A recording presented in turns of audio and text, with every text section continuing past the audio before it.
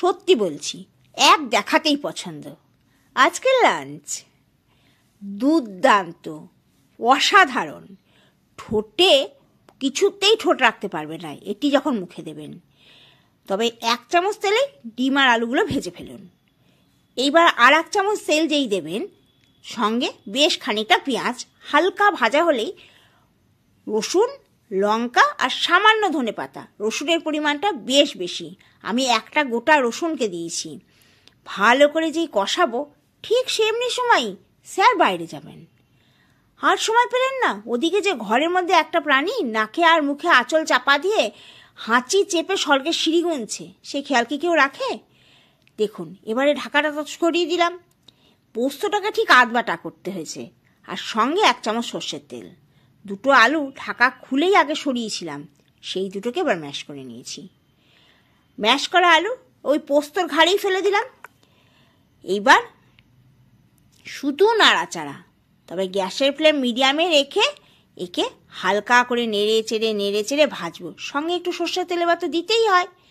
বাস, একদম কিন্তু ডিম পোস্ত, ডিম কষা, ডিম কারি যাই বলুন না কেন, হাক্কা রেডি। শুধু একে এবার তুলে রাখবো, আর আপনি যা খুশি দিয়ে বসুন। রাতে যদি দুটো গরম রুটি পান, তবে আজকের রাতটা আপনার। আর দিনে যদি 2টো ভাত পান, তবে আজকের দিনটাও আপনার। এই যে বেগুন আর পালং শাক, দুটোই কিন্তু বাগানের।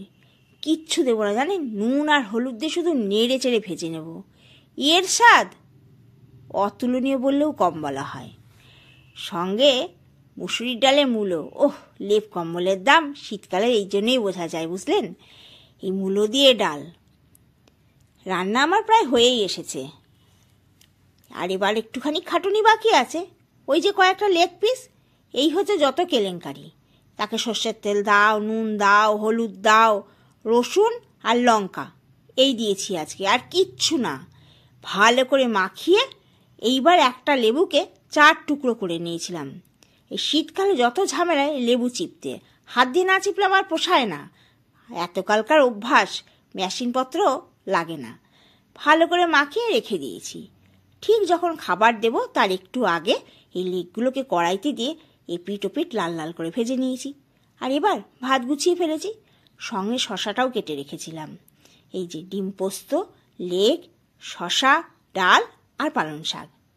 বলুন, বসে পড়বেন আমাদের সাথে? তবে আসুন তো।